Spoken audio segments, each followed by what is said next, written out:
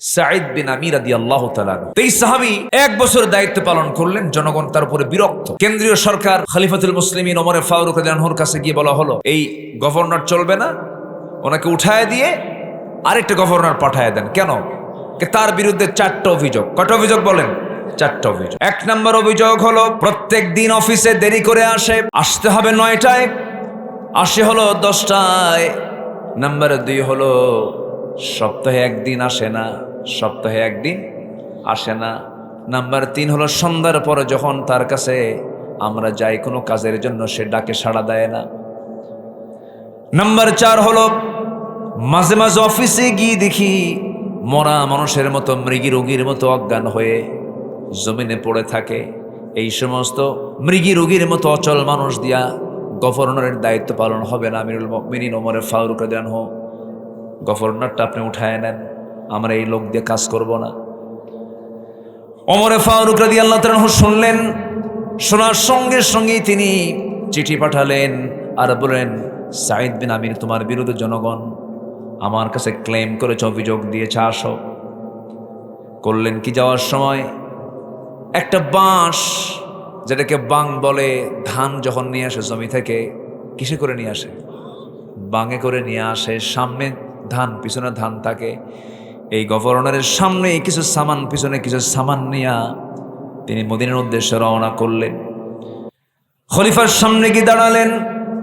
সাইয়েদনা ওমর ফারুক বলছেন, হিমসের গভর্নর সাঈদ বিন আমির, আমি তোমাকে দারুণ মহব্বত করি, কিন্তু তোমার বিরুদ্ধে জনগণ যে অভিযোগগুলো দিয়েছে কতটুকু সত্য বলো। সাঈদ বিন আমির বলছেন, আমিরুল মুমিনিন, আপনি যেহেতু অভিযোগের সমস্ত কথাগুলো শুনেছেন, আমাকে একটা একটা করে বলেন। এই 4টা কারণ যখন বলা হলো, তিনি মুস্কান মেরে বলছেন, এই 4টা অভিযোগের সুস্পষ্ট জবাব আমি সাঈদ, আমি আপনাকে এক্ষণে দিয়ে দেব। তারা যে অভিযোগ দিয়েছে আমি অভিযোগটা খণ্ডন করতে পারবো। সাইয়েদনা ওমর ফারুকের বুকে সাহস চলে আসলো, হারে আমি তো সাঈদকে খুব ভালোবাসি, জবাব যদি চলে আসে খুব ভালো কথা। ঠিক আছে, সাঈদ নাম্বার 1 হলো প্রত্যেক দিন অফিসে দেরি করে যাও কেন? তিনি বলছেন, আমিরুল মুমিনিন, দেরিতে যাওয়ার কারণ হলো প্রত্যেকটা দিন আমি যখন ঘর থেকে বের হই, আল্লাহ আমাকে অনেকগুলো সন্তান দান করেছেন। আমি গরিব মানুষ, আমার বাড়িতে কোনো কাজের মানুষ নাই। আমার স্ত্রী একা রান্না বান্না, কাপড় চোপড় ধোয়া সব কিছু একে মেনটেন করতে পারে না, কাজের মানুষের অভাব। এই জন্য আমার বউটার হেল্পারি করে সমস্ত কিছু ধুয়ে রান্না বান্না করতে আমার একটু দেরি হয়ে যায়। এই জন্য অফিসে আমি আসতে একটু আমার দেরি হয়। ওমর ফারুকের চোখে পানি চলে আসছে, হারে আমি কাকে সন্দেহ করতেছি? একটা রাষ্ট্রের প্রধান, বাড়িতে কোনো কাজের মানুষ নাই। নাম্বার 2, সপ্তাহে 1 দিন আপনি আসেন না কেন? সপ্তাহে 1 দিন অফিসে আপনি কেন যান না? জনগণ আপনার বিরুদ্ধে অভিযোগ দিয়েছে, আপনাকে অফিসে গিয়ে পায় না মানুষ। তিনি বলছেন, আমিরুল মুমিনিন, 7 দিনের 6টা দিন যে পাই আমি, 6টা দিন আল্লাহি, আল্লাহর কসম করে বলি, আমিরুল মুমিনিন, আমার গায়ে যে জুব্বাটা দেখতেছেন, এই জুব্বা ছাড়া বিকল্প আরেকটা জুব্বা আমার নাই। এই একটা জুব্বা পরে আমি 6টা দিন অফিস মেইনটেইন করি, কিন্তু শুক্রবার যেদিন চলে আসে আপনার বর্ণিত হাদিস, সেদিন সুন্দর পোশাক পরে যেতে হয়, পরিচ্ছন্ন পোশাক পরে জুমার নামাজে শামিল হতে হয়। 6টা দিন একটা কাপড় পরতে পরতে ময়লা হয়ে যায়। শুক্রবারের সকালবেলা আমি ধুইতে যাই, ধুইতে গেলে পরে বিকল্প কোনো জামা না থাকার কারণে আমি কোন জামা পরে যাব, জামা নাই। এই জন্য একটা দিন অফিসে আমি যেতে পারি না, আমার কাপড় চোপড় না থাকার কারণে। ওমর ফারুককে দেখে অস্থির হয়ে যাচ্ছে, না হয় আমি কার বিরুদ্ধে এই প্রশ্নগুলো শুনলাম। নাম্বার 3 হলো সন্ধ্যার পর যখন জনগণ তোমার সঙ্গে দেখা করার জন্য বাড়িতে চলে যায়, তুমি ডাকে সাড়া দাও না কেন? তিনি বলেন, আমিরুল মুমিনিন, সকাল থেকে সন্ধ্যা পর্যন্ত জনগণকে সর্বোচ্চ সেবা দেওয়ার চেষ্টা করি, কিন্তু আল্লাহ আমার যে আল্লাহ পাক সন্তানগুলো দান করেছেন, তাদের তো কিছু হক আছে, তাদের কিছু অধিকার আছে। সন্ধ্যা যখন হয়ে যায়, সন্তানগুলোকে নিয়ে তালিমে বসে যাই, স্টাডিতে বসে যাই, তাদেরকে দিন শিখাই, ইসলাম শিখাই, কোরআন শিখাই, হাদিস শিখাই। সন্তানদের জন্য সন্ধ্যার পরে টাইমটা বের করেছে, এই জন্য কোনো জবাব দেই না, কারোটাকে সাড়া দেই না। এবং ওই যে সন্ধ্যা থেকে নিয়ে শুরু করে সন্ধ্যার পরে সন্তানের হক আদায় করি, আর এশার নামাজ পড়ার পরে খাওয়া দাওয়া সম্পন্ন করে গোটা রাত কিয়ামুল লাইল করে আমি আল্লাহর হক আদায় করি। জোরে কোন সুবহানাল্লাহ, আরো জোরে বলে সুবহানাল্লাহ। কয়টা গেল? কয়টা গেল? 3টা গেল। একদিন না আসা, সপ্তাহে একদিন মিস করা, দেরিতে আসা। নাম্বার 3 কি? সন্ধ্যার পরে কথা না বলা। নাম্বার 4 হলো মৃগী রোগীর মতো অফিসে সেন্সলেস হয়ে পড়ে থাকে। আমরা যে দেখি হুঁশ নাই, সেন্সলেস হয়ে পড়ে আছে। এমন পাগল লোক কেমন করে গভর্নরের দায়িত্ব পালন করবে? এবার এই প্রশ্ন যখন করা হলো, সাইয়েদনা সাঈদ ইবনে আমির বলছেন, আমিরুল মুমিনিন ওমর ফারুক রাদিয়াল্লাহু তাআলা আনহু এমন একটা অভিযোগ আমার বিরুদ্ধে দিয়েছে, এই অভিযোগটার জবাব আমি দিয়ে দেব। কারণ আমি অফিসে বসে থাকতে থাকতে হঠাৎ করে আমার এক ভাইয়ের কথা মনে হয়। ওই ভাইটার কথা যখন মনে হয় আমি সেন্সলেস হয়ে পড়ে যাই। কোন ভাই? ওই যে খুবাইব বিন আদি রাদিয়াল্লাহু তাআলা আনহু। কোন খুবাইব? আমিরুল মুমিনিন মদিনায় যখন সব সাহাবীরা মদিনায় যখন হিজরত করে চলে গেছে, মক্কার কুরাইশ খুবাইব বিন আদি রাদিয়াল্লাহু তাআলা আনহুকে যখন কুরাইশরা মদিনার উপকণ্ঠ থেকে ধরে আনলো, জেলখানায় আটকা রাখলো। জেলখানা আটকে রেখে বলল, খুবাইব ইসলামটা ছেড়ে দাও। খুবাইব বলল, জীবন দিয়ে দেব, ইসলাম দেব না। জীবন দিয়ে দিবি, ইমান বিক্রি করতে পারবো না। এক পর্যায়ে খুবাইবকে ইসলাম থেকে যখন দূরে না নিতে পারল, দিন থেকে তাকে সরায় নিতে না পারল, সব সিদ্ধান্ত নিল খাবার বন্ধ করে দেবে। খাবারটা বন্ধ করে দিল। খাবার বন্ধ করে দিলে হবে কি? যে বান্দার দায়িত্ব আল্লাহ নিয়ে নেন, এই পৃথিবীর কোনো খাদ্য তাকে বাঁচাতে পারে না, একমাত্র আল্লাহই তাকে বাঁচাতে পারেন। যেরকম সুবহানাল্লাহ। ব্যাখ্যায় আসছি, এই খুবাইব যখন খাবার তার বিরুদ্ধে পাশ করে দিয়েছে, কোনো চুল পরিমাণ কোনো খাবার পানীয় দেওয়া হবে না, সেই দিন থেকে একটানা 2 থেকে 3 মাস পর্যন্ত তাকে কোনো খাবার না দিলেও আল্লাহ সরাসরি খুবাইবকে খাবার পাঠায়া দিয়েছেন। যেরকম সুবহানাল্লাহ। শেষ রাত যখন হয়ে যেত, আল্লাহর কালাম তেলাওয়াত করতেন। ফেরেশতারা তার সামনে জান্নাতের আঙ্গুরের ছড়াগুলো ঝুলায় রাখতেন। একটা করে আঙ্গুর ছিঁড়ে ছিঁড়ে মুখের মধ্যে দিতেন আর জিকির করতেন, লা ইলাহা ইল্লাল্লাহ, লা ইলাহা ইল্লাল্লাহ, লা ইলাহা ইল্লাল্লাহ, সুবহানাল্লাহ আলহামদুলিল্লাহ, লা ইলাহা, আরো জোরে, লা ইলাহা।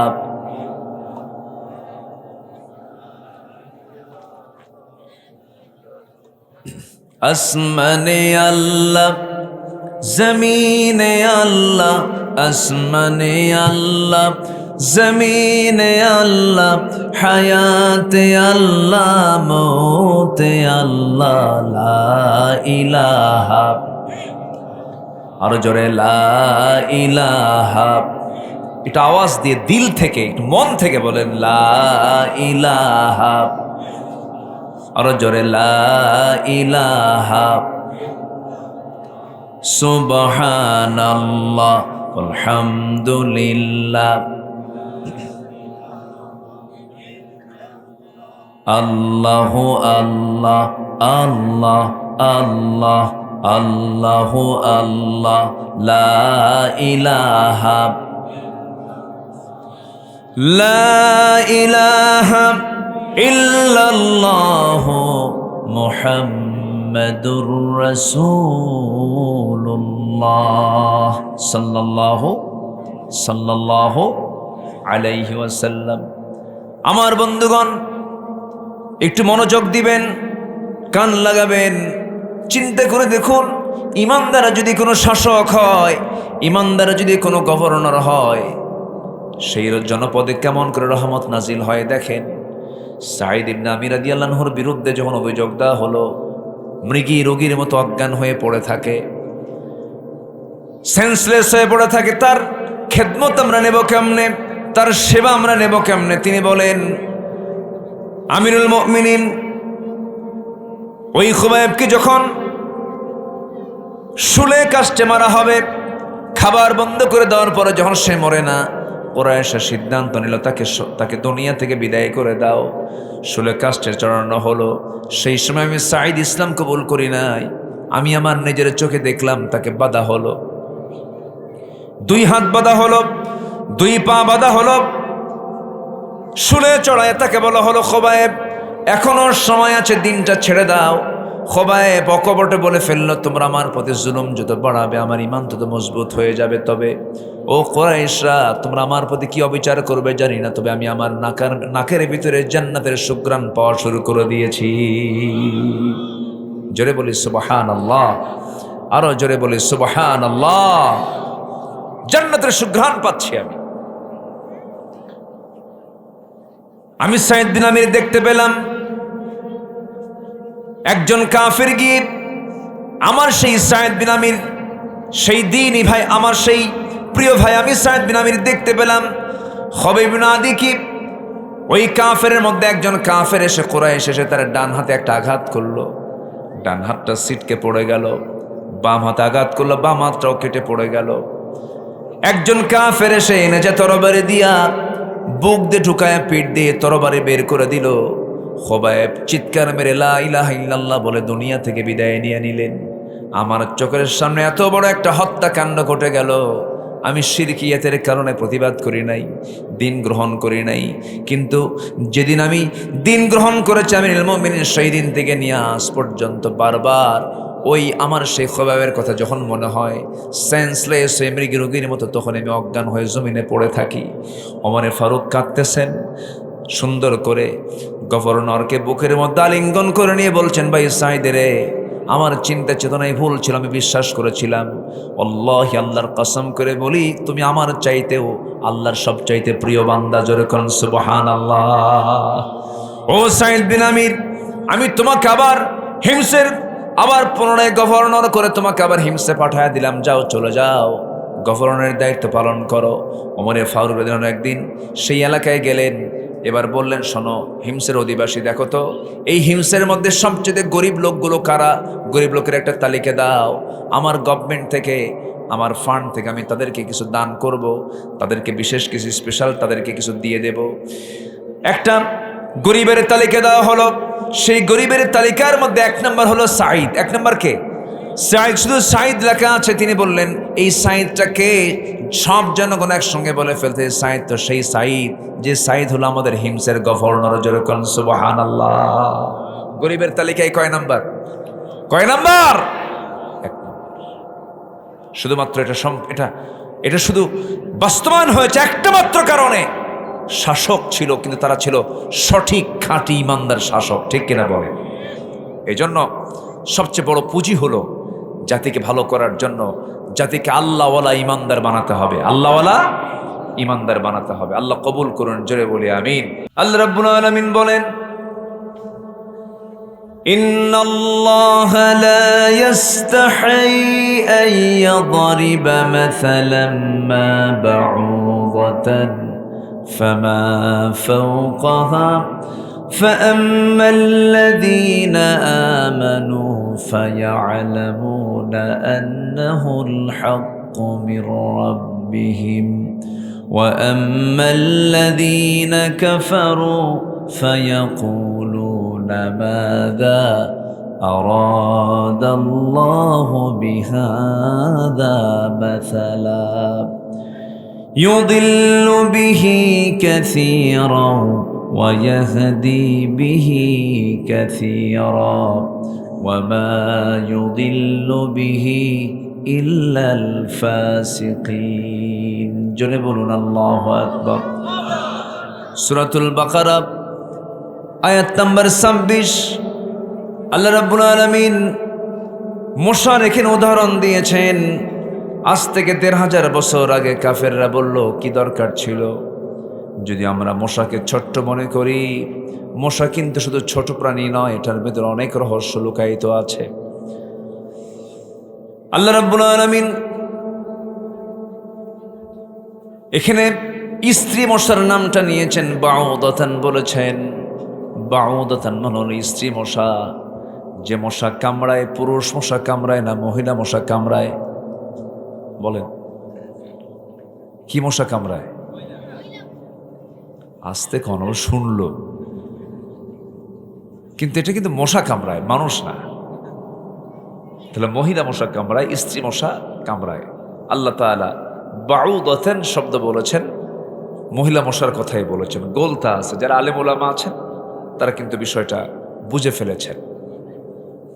বাউদাতান, এই মশা যখন মানুষকে কামড়ানোর জন্য যখন তার চামড়ায় বসে, টের পাওয়া যায়? আজ থেকে টের পাওয়া যায়? টের পাওয়া যায় না। কেন টের পাওয়া যায় না? মশা যখন কোনো চামড়ায় বসে, বসার আগেই, বসা মাত্রই সে কি করে, ওই যেখানে বসে তার চতুর্দিকে অ্যানেস্থেসিয়া করে, অজ্ঞান করে। কি করে? অজ্ঞান। কোনো ডাক্তার যখন কোনো পেশেন্টের যখন কোনো অপারেশন লাগে, ধরুন হাত কেটে গেছে, সেলাই দিতে হবে, এই সময় যতটুকু সেলাই দেবে ততটুকু অবশ করে ফেলে, এটাকে বলে অ্যানেস্থেসিয়া। যারা মেডিকেল সায়েন্স, কি কোনো সমস্যা হচ্ছে নাকি? একটু বৃষ্টির ভাব মনে হচ্ছে, দু এক ফোঁটা। আমি তো প্রথমে দোয়া চেয়ে নিয়েছি, আল্লাহ রহমতের বৃষ্টি দিয়ে তুমি ধন্য করো। একটু তো কবুল হয়েছে। তো কে রাগ করতেছেন নাকি আপনারা? এই জন্য তো বৃষ্টি আসলে দৌড় মারবেন? তাহলে এটা কেমন কথা? দু এক ফোঁটা পড়তেছে আর ভাবতেছেন যে কি যেন হয়ে গেল। একটু বসেন, মাহফিল তো সফল, আল্লাহ যেন মাহফিলকে কবুল করে। জোরে বলি আল্লাহুম্মা আমিন। আল্লাহর কালাম তেলাওয়াত হয়ে গেছে। আমার আগে আলোচনা করেছেন একজন, মাহফিল তো সফল আলহামদুলিল্লাহ, এই তো সামান্য আর কিছু বাদ আছে। আমি এলেম কালাম তো তেমন কিছু নাই, কিছু কথা বলতে এসেছি। আমাকে থুয়ে যদি চলে যান, যে লোক মেহমানকে থুয়ে আমারে দৌড়, তো ভালো ভালো মানুষের লক্ষণ নাকি? একটু বসেন। তাহলে মশা কি করে? আগে হুল ফুটায় না আগে অবশ করে? তাহলে মশা কি ছোটখাটো জিনিস না? ডাক্তারও, ডাক্তার অপারেশন করার সময় আগে কি করে? অ্যানেস্থেসিয়া করে, অবশ করে। আগে সে অবশটা করে নেয়। দেখেন ছোট্ট মশার ভিতরে এই মানে পদ্ধতিটাও আছে, এই ওষুধটাও আছে। আগে অজ্ঞান করে নিল, অজ্ঞান করে নেওয়ার পরে হুলটা আস্তে করে ফুটায় দিল। হুল ফুটায় দেওয়ার পর সামান্য পরিমাণ যেন বান্দা না টের পায়, ধীরে ধীরে তার সামনের হোল দিয়ে আস্তে আস্তে করে রক্তগুলো চুষে চুষে শেষে তার পেটের মধ্যে বড়ায় নিচ্ছে বংশ বিস্তারের জন্য। কিছু কিছু মশা আছে কখন বসে, কখন খায়, কখন যায় বান্দা টের পায় না। কিন্তু কিছু কিছু মশা আছে বেহুশ মার্কা মশা, এমন খাওয়া শুরু করে, খাইতে খাইতে তার দেহের যে ওজন, খাদ্যের ওজন তার ডাবল, আর নড়তে পারে না। পাখার কাজ হয় না, শীত হয়ে পড়ে যায় অথবা মরে যায়। যে খাবে যত বেশি মরবে, দেরিতে না তাড়াতাড়ি। 16 বছর যারা ক্ষমতায় ছিল তারা খাইছে কম না খাইছে বেশি, হজম হয় না। আল্লাহ যে মশার উদাহরণ দিয়েছেন, এটি কি ঠিক আছে? আজ থেকে ঠিক আছে কিনা? এমন খাওয়া খাইছে হজম হয়নি, খাওয়াও শেষ, মরাও শুরু। সম্মানিত ভাইয়েরা, যারা দেশের সম্পদ দেশে না রেখে যারা দেশ থেকে পাচার করে, হাজারবার মুখের ফেনা তুলুক আমরা দেশপ্রেমিক না, সবচাইতে বড় শত্রু তারাই যারা দেশের টাকা বাইরে পাচার করে। তাদের মুখে দেশপ্রেম মানায় না। আমার দিকে তাকান, অনেক কথা আছে, আস্তে আস্তে করে বলবো। আমি খুবই আনন্দিত, সাথে আমি বহুদিন পর, আমি এখানে বারিন্দা একটা এলাকা আছে না, আমি আজ থেকে আরো মেবি 15-16 বছর আগে, আমার মনে পড়ছে যতটুকু আমি আসছিলাম। নওগাঁর মানুষ তো নতুন কিছুই নিয়ে থাকে, তারা পুরাতন গায়ের মানুষ না, সব সময় নওগাঁ মানে কি পুরাতন কিছু নাই, সব সময়ের জন্য নতুন। নও আবার নওজোয়ান মাঠ আছে না নাই বলেন তো? আচ্ছা, সব কিছু নতুন, পুরাতন কিছু নাই। আল্লাহ আপনাদেরকে জান্নাতের নতুন নিয়ামত ভোগ করার তৌফিক দান করুন। জোরে বলি আল্লাহুম্মা আমিন।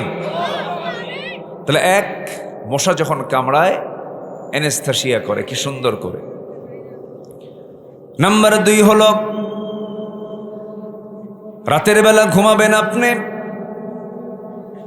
চতুর্দিকে ঘরের চতুর্দিকে লাইট মেরে দেখলেন ঘরের মধ্যে একটা মশাও নাই, কিন্তু আপনি যখন লাইটটা বন্ধ করে যখন বিছানায় যখন পিঠটা লাগিয়েছেন 10 মিনিট যেতে না যেতেই নাকের কাছে কানের কাছে এসে সারেগামা পাধানিসা আছে না নাই?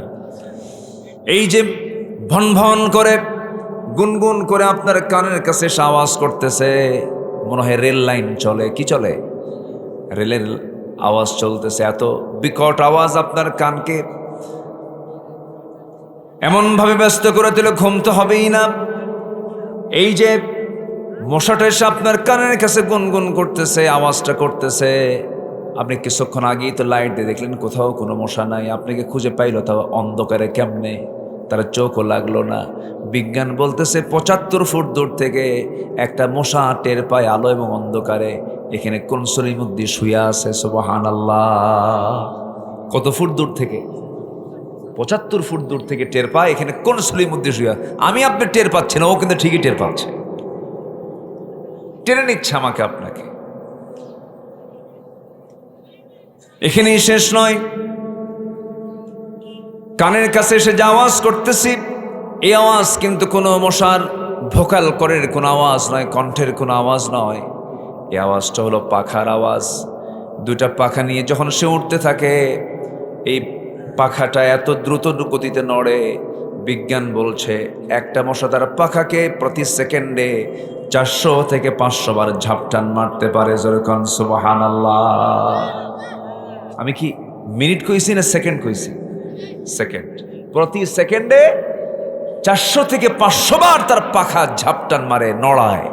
পৃথিবীতে আজ পর্যন্ত এত দ্রুতগামী কোনো মেশিন পৃথিবীতে আবিষ্কৃত হয়নি। একটু জোরে সুবহানাল্লাহ বলা যাবে না ভাই? একটু জোরে বলেন সুবহানাল্লাহ। নাম্বার 4, মশার উদাহরণ কেন দিলেন? এই পৃথিবীতে এক অসভ্য কাফের যে আল্লাহর একজন নবীকে আগুনে পুড়ে মারতে চেয়েছিল, আল্লাহর বিরুদ্ধে সরাসরি যুদ্ধে নেমেছিল, সেই কাফেরকে আল্লাহ পাক ন্যাংরা মশা দিয়ে বিদায় করেছেন। আমি এটা ন্যাংরার বলি না, এখন আমি আধুনিক ভাষায় বলি অটিস্টিক মশা। কি মশা? অটিস্টিক মানে হচ্ছে প্রতিবন্ধী, অচল, হাতও চলে না, পাও চলে না, চোখ মানে গোটা দেহই অচল, নার্ভিং সিস্টেম দুর্বল, অটিস্টিক। তো আল্লাহ তাআলা নমরুদকে মারার জন্য পাহাড়ের গুহার মুখ খুলে দিলেন, এক ঝাঁক মশা বের হলো। কার বাহিনী? আসতে বলবেন না, কার বাহিনী? এখান থেকে আল্লাহ পাক একটা মশাকে সিলেকশন দিলেন, তাও ভালো মশা না অটিস্টিক? অটিস্টিক মশাকে আল্লাহ পাক সিলেক্ট করলেন। তাহলে আজ থেকে কত আগে এই উদাহরণগুলো দিয়েছেন, আর আজকেও তার মেসাল হিসাবে দৃষ্টান্ত আমার দেশেও হয়ে আসে না নাই? বলেন, হয়ে আসে না নাই? আচ্ছা, সম্মানিত ভাইয়েরা, বহু কথা, আমি আমার মূল লাইনে যেতে চাই। আমরা আসছি এখানে ক্ষতিগ্রস্ত হওয়ার জন্য না লাভবান হওয়ার জন্য? বলেন। যারা যাত্রা মঞ্চে যায় তারা কিসের জন্য যায়? হ্যাঁ, কিসের ক্ষতি? কোনো ক্ষতি না তো, গুনাহ হবে এটা মনে করে যায়। যারা অশ্লীলতা, বেহায়াপনা, নাটক, সিনেমা, আকাম কুকামে, মদের আসরে, তাসের আসরে, জুয়ার আসরে, নেশার আসরে যারা যায় তারা কি ক্ষতি মনে করে যায়? বলেন, ভালো করে চিন্তা করেন। যারা জুয়ার আসরে বসে তারা কি ক্ষতির চিন্তা করে বসে না? তারাও কি বলেন বলেন কিসের আশায় বসে? লাভের আশায় বসে। খাও দাও ফুর্তি করো, দুনিয়াটা মস্ত বড়, লাগাও মত, দাও টান, আছে না নাই? ওরাও কিন্তু একটা ক্ষণিকের আনন্দ, কিছু লাভের জন্য কিন্তু এগুলো করতে যায়। কিন্তু আমরা এখানে এসেছি কোনো ক্ষতির জন্য না, প্রকৃত কল্যাণের জন্য। বলেন তো, বলেন, আমাদেরকে এখানে বসে থাকলে লস না লাভ? লস না লাভ? এই পৃথিবীতে কোনো মানুষ লসের দিকে যেতে চায় না, লাভ খোঁজে। যদি জানে এই ব্যবসায় লস হবে, কোনোদিন ব্যবসা করবে? করবে না। লাভ আছে কোথায়? সেখানে চলে যাবে। সম্মানিত ভাইয়েরা, লাভ তো সেখানেই থাকবে যেখানে গুনাহ নাই। আর যেখানে গুনাহ আছে সেখানে লাভ না লস? লাভ না লস? লস। আল্লাহ তাআলা কিছু কিছু গুনাহকে মাফ করবেন, কিছু কিছু গুনাহকে মাফ করবেন না। আল্লাহ তাআলা মোটামুটি কিছু কিছু বান্দাকে মাফ করে দিবেন, কিছু কিছু অপকর্মকে মাফ করে দিবেন। যাদের মধ্যে মোটামুটি 5টা দিক পাওয়া যাবে, 5টা ভুল পাওয়া যাবে, এই 5টা ভুলকে আল্লাহ রাব্বুল আলামিন মাফ করে দিবেন।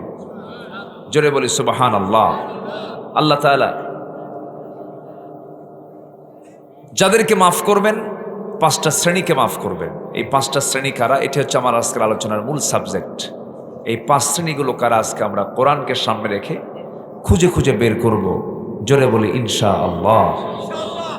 আমরা আল্লাহর কাছ থেকে শাস্তি চাই না মাফ চাই? বলেন, শাস্তি চাই না ক্ষমা চাই? আমরা কার থেকে ক্ষমা চেয়ে নেব?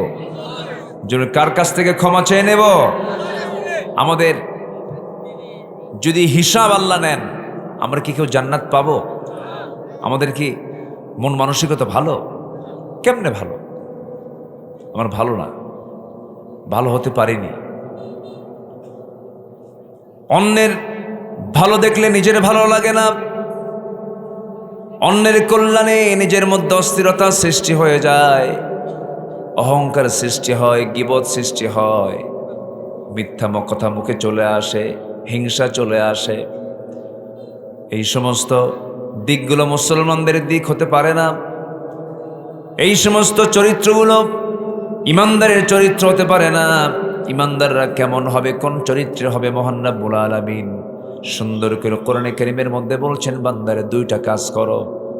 সূরাতুল কাহফের শেষ দিকে আল্লাহ রাব্বুল আলামিন বলেন, যা দিয়ে আমি আলোচনা শুরু করেছি, তেলাওয়াত দিয়ে শুরু করেছি, মহান রব্বুল আলামিন বলেন, যারা পারেন আমার সঙ্গে ঠোঁট মিলিয়ে বলুন, ইন্নাল্লাযীনা আমানু ওয়া আমিলুস সালিহাতি কানাত লাহুম জান্নাতুল ফিরদাউসি নুজুলা খালিদিনা ফিহা লা ইয়াবগুনা আনহা হিওয়ালা।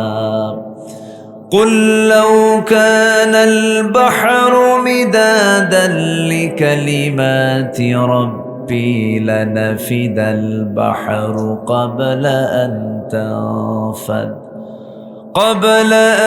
تنفد كلمات ربي ولو جئنا بمثله مددا قل إنما أنا بشر مثلكم يوحى إلي أنما إلهكم إله واحد فمن كان يرجو لقاء ربه فليعمل عملا صالحا ولا يشرك بعبادة ربه আহাদা।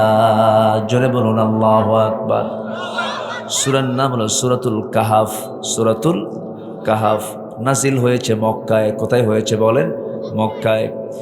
এই সূরা যদি কোনো বান্দা যদি শুক্রবার আমল করতে পারে, আল্লাহ রাব্বুল আলামিন সেই বান্দার থেকে আসমান পর্যন্ত গোটাই শূন্য জায়গা তার জন্য আলোকিত করে দেয়।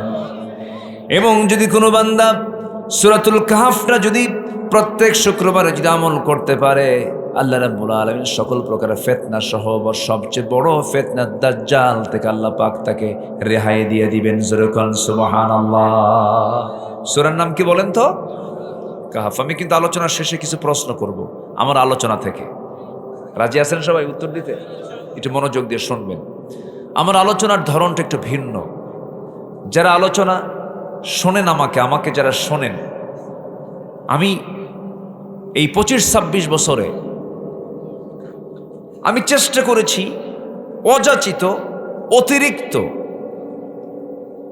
মুখরোচক বেহুদা কথা আমার মুখ থেকে বের না করতে। যতটুকু পেরেছি আমি চেষ্টা করেছি আমার আলোচনার মধ্যে আয়াত বেশি করে বলার জন্য, হাদিসের উদ্ধৃতি বেশি করে দেওয়ার জন্য আমি চেষ্টা করেছি। এমন আলোচক আমার দেশে কিন্তু আছে, 2 ঘন্টা বক্তৃতায় চোখের পানিতে নিজেও কান্দে, বক্তাও কান্দে, শ্রোতাও কান্দে, একটা আয়াতও নাই, একটা হাদিসও নাই। আছে? আসতে বলবেন না, আছে না নাই বলেন? আচ্ছা। যখন আলোচনা শেষ হয়, যখন বলা হয় ওয়াজ তো শুনলেন, বুঝলেন কি? ওয়াজ তো শুনলাম, কানলামও ঠিক, বুঝলাম না কিছু। আছে কিনা, আছে কিনা, আছে কিনা বলেন? এক ছোট্ট মেয়ে 8 বছর বয়স, হাউমাউ করে কান্দে। তো মেয়ের কান্না দেখে মা এসে বলে, মা তুমি কান্দো কেন? এটা শুনে মেয়ে আরও কান্দে। তো মেয়ের কান্না দেখে মাও কান্দে। তো মা মেয়ের কান্না দেখে আওয়াজ শুনে প্রতিবেশীরা এসে এই মা মেয়ের কান্না দেখে এরাও কান্দে। ঘন্টাখানেক কান্নাকাটি হয়েছে। শেষে এখন সবাই মিলে বলল, আচ্ছা আমরা যে সবাই মিলে কানলাম, কান্নার কারণটা কি? এখন ছোট্ট মেয়েকে সবাই মিলে প্রশ্ন করছে, মা তোমাকে দেখে তোমার মা কানলো, তোমার মা তোমাদের কান্না দেখে আমরা সবাই মিলে কাঁদলাম, একশোট কান্না হয়ে গেল, কিন্তু কান্নার কারণ তো জানলাম না। আর ছোট্ট মেয়েটা বলতেছে, মা আমার বয়স এখন 8 বছর, বয়স যখন আমার 16 হবে তখন আমার বিয়ে হবে, বিয়ে হওয়ার পরে একটা বাচ্চা হবে, সেই বাচ্চাটা ছেলে সন্তান হবে, সেই সন্তানটার বয়স যখন 8 বছর হবে, ওই সন্তানটা যদি মরে যায় আমি বাঁচবো কেমনে, এজন্য কান্দি। কি কথা কি বুঝতেছেন আপনারা? এই হচ্ছে অনেক সময় উদ্দেশ্যহীন কান্নাকাটি। না, আমরা যা কিছু করব অযৌক্তিক না যৌক্তিক বলেন তো? অযৌক্তিক না যৌক্তিক? যৌক্তিক। আজকে আমি যে সাবজেক্টকে সামনে নিয়ে কথা বলতে চাচ্ছি, ক্ষমা কাদের জন্য? আল্লাহ পাক কাদেরকে ক্ষমা করবেন আর কাদেরকে ক্ষমা করবেন না? বলেন তো, সাবজেক্টটা কি দুর্বল না মজবুত বলেন তো? আমাদের সবার জানার দরকার আছে না নাই? আল্লাহ কাদেরকে ক্ষমা করবেন যদি এটা জেনে যাই, ক্ষমার উপযুক্ত যদি আমি হয়ে যাই, ক্ষমা হয়ে গেছে, জান্নাত হয়ে গেছে। ক্ষমা হবে না, জান্নাত হবে না। সবচেয়ে বড় বিষয় হলো আমরা ক্ষমা চাই কার কাছে? আল্লাহর কাছে। কয়েল আছে নাকি? কয়েলটা সরায় দেন, একটু কয়েলটা সরায় দেন। আমি তো কয়েলের গন্ধ নিতে পারি না, বিড়ির গন্ধ নিতে পারি না, মানে সব ধোঁয়া, তো এটাও তো ধোঁয়া, ধূমপান। সরায় দেন একটু। যেটার গন্ধে মশাও থাকে না, সেটা কি আমার আপনার জন্য কি স্বাস্থ্যসম্মত? ক্ষতি হয়। সরায় দেন। অনেকের এটা মানে লাঞ্চে খুব চাপ লাগে, সমস্যা হয়, কিন্তু বুঝি না এই জাতি যে এত বিড়ি খায়। বুঝলেন, মানুষের বিড়ি খাওয়ার পরিমাণ দেখে মনে হয় আল্লাহ পাক তাকে বিড়ি খাওয়ার জন্যই পাঠাইছে দুনিয়াতে। আমি কি ভুল বলতেছি ভাই বলেন তো? উঠতে বসতে শুইতে খাইতে, দরবারে বসতেও দরবারের ফায়সালা হয় না, ওইদিকে 3 প্যাকেট শেষ। আছে না নাই? আচ্ছা, অথচ উদ্দেশ্যহীন, কোনো উদ্দেশ্য নাই, কোনো লাভ নাই, লস ছাড়া চুল পরিমাণ কোনো লাভ নাই। আমার দেশের মানুষ বেশি নামাজ পড়ে না বেশি বিড়ি খায়? বেশি বিড়ি খায়। তাহলে কি ভালো কাজে বেশি না এমনি মন্দ কাজে বেশি? মন্দ কাজে বেশি। আল্লাহ নেশা থেকে আল্লাহ পাক আমাদেরকে বাঁচান, জোরে বলি আমিন। আল্লাহ কাদেরকে মাফ করবেন? আল্লাহ যাদেরকে মাফ করবেন তারা হচ্ছে 5 শ্রেণী। আমরা এর মধ্যে 1 নম্বর শ্রেণীকে আমরা একটু শিখে নেই, জেনে নেই। আল্লাহ তাআলা যাদেরকে মাফ করবেন তার 1 নম্বর হলো যারা অজ্ঞতাবশত কোনো ভুল করে ফেলেছে, না জেনে, বোঝে নাই যে এটা আমার ভুল, অজ্ঞতাবশত না বুঝে ভুলটা হয়ে গেছে, আল্লাহ পাক তাকে মাফ করে দিবেন। যেরকম সুবহানাল্লাহ। আল্লাহর দয়া কম না বেশি বলেন তো? অনেক বেশি। এই আয়াতটা যখন আমি পড়ি না খুব আনন্দ লাগে। আল্লাহর দয়া কত! আল্লাহ রাব্বুল আলামিন বলেন, সুম্মা ইন্না রাব্বাকা লিল্লাযীনা আমিলুস সুআ বিজাহালাতিন সুম্মা তাবু মিন বা'দি যালিকা ওয়া আসলাহু ইন্না রাব্বাকা মিন বা'দিহা লাগফুরুর রহিম। সূরাতুন নাহল আয়াত নম্বর 119। যে সমস্ত বান্দাগুলো অজ্ঞতার কারণে না জেনে না বুঝে কোনো ভুল কাজ করে ফেলেছে, বিজাহালাতিন, আল্লাহ রাব্বুল আলামিন বলেন ওই সমস্ত বান্দার সমস্ত গুনাহগুলো আমি আল্লাহ মাফ করে আমি তাকে জান্নাত দিয়ে দেব। ভুল হয়ে গেছে, আল্লাহ আমি বুঝি না, আমি জানি না, আল্লাহ তুমি আমাকে মাফ করে, আল্লাহ তাকে মাফ করে দিবে। আমার ভাইরা,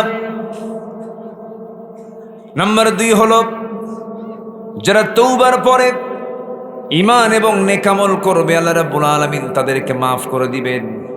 আল্লাহ রাব্বুল আলামিন সুন্দর করে সূরা ফুরকানের ৭০ নম্বর আয়াতে বলছেন, ইল্লা মান তাবা ওয়া আমানা ওয়া আমিলা সালিহান ফাউলাইকা ইউবাদদিলুল্লাহু সাইয়্যাতিহিম হাসানাত ওয়া কানাল্লাহু গফুরুর রহিমা। জোরে বলুন আল্লাহু আকবার।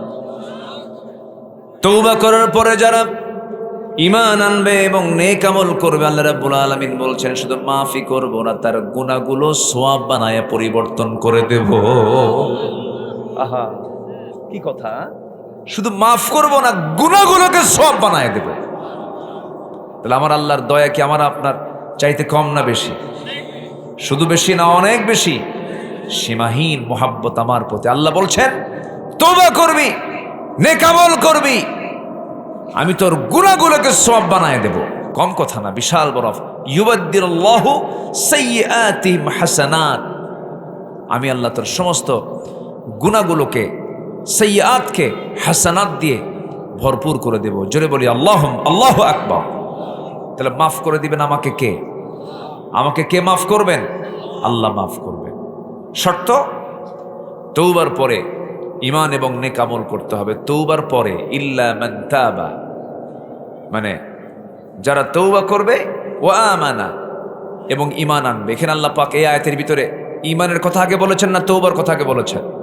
বলেন ইল্লা মান তাবা ওয়া আমানা, যারা তওবা করবে, যারা ঈমান আনবে। মানে আমাদের সমাজে কিছু কিছু লোক আছে যারা মদও খায়, নামাজও পড়ে, আছে কিনা বলেন?